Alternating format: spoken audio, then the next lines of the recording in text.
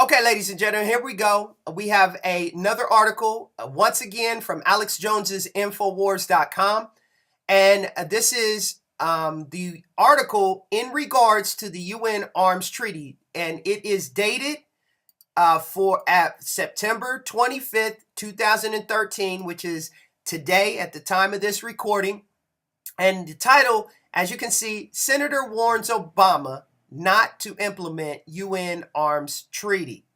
U.S. Senator Bob Corker, Republican of Tennessee, ranking member of the Foreign Relations Committee, has warned President Obama not to implement the controversial UN Arms Treaty, which John Kerry, that is the Secretary of State, is likely to sign today. Here it is, without congressional authorization.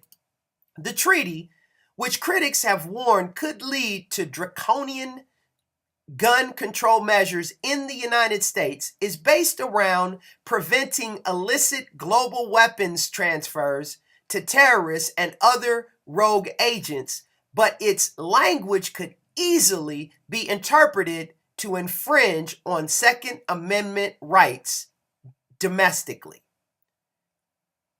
Despite warnings from lawmakers that the agreement will be not ratified by the Senate, Secretary of State John Kerry is set to sign the UN treaty today, prompting Senator Corker to warn President Obama that any attempt to implement the measures without congressional consent would be fundamentally inconsistent with the U.S. Constitution, law, and practice.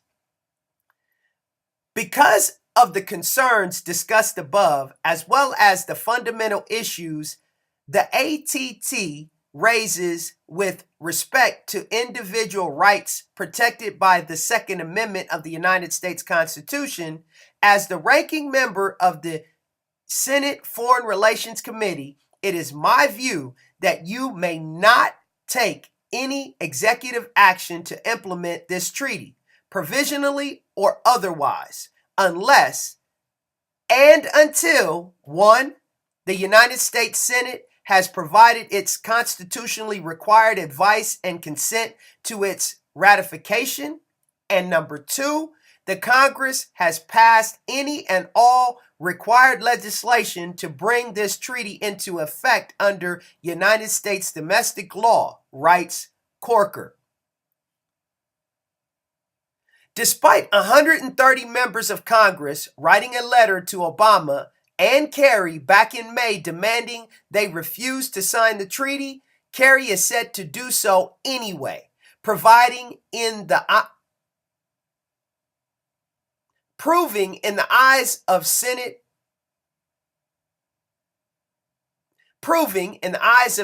Jim Inhofe, Republican from Oklahoma, that the administration is wasting precious time trying to sign away our laws to the global community and unelected UN bureaucrats.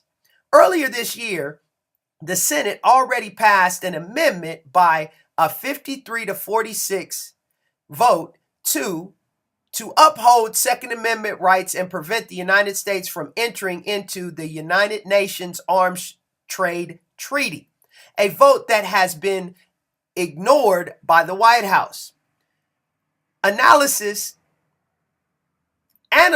who have studied the treaty warn that it effectively replaces constitutional rights, including the Second Amendment, with the UN Charter, supplanting God with global government as the source of all liberties.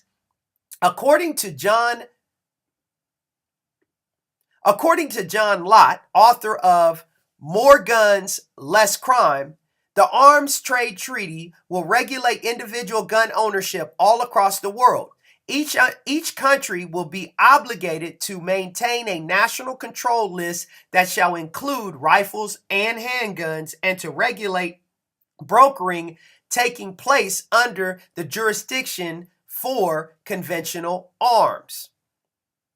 The treaty also bars unauthorized individuals from trading weapons, a vague term that could be applied to just about anyone.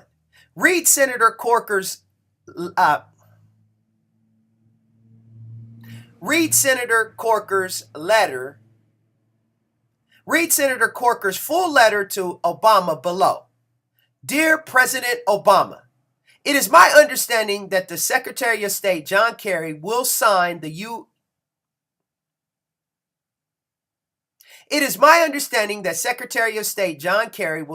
United Nations Arms Trade Treaty, ATT, on behalf of the United States.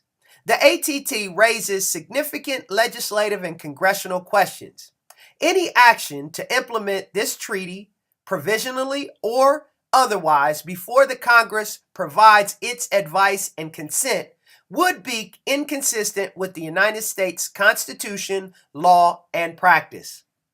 As you know, Article 2, Section 2 of the United States Constitution requires the United States Senate to provide its advice and consent before a treaty becomes binding under United States law.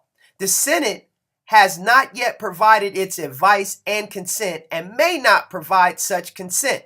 As a result, the executive branch is not authorized to take any steps to implement the treaty. Moreover, even after the Senate provides its advice and consent, certain treaties require changes to the United States law in the form of legislation passed by both the House and Senate. The ATT is such a treaty. Trade in conventional arms requires such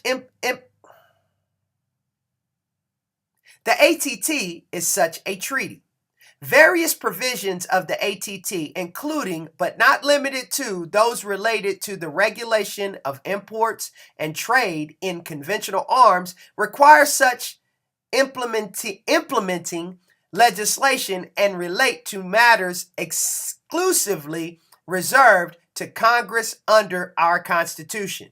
Because of the concerns discussed above, as well as the fundamental issues the ATT raises with respect to the individual rights protected by the Second Amendment of the United States Constitution, as the ranking member of the Senate Foreign Relations Committee, it is my view that you may not take any executive action to implement this treaty, provisionally or otherwise, unless and until 1, the United States Senate has provided its constitutionally required advice and consent to its ratification, and 2, the Congress has passed any and all required legislation to bring this treaty into effect under United States domestic law. Sincerely, Senator Bob Corker, Ranking Member. Paul Joseph Watson is the editor and writer for... No.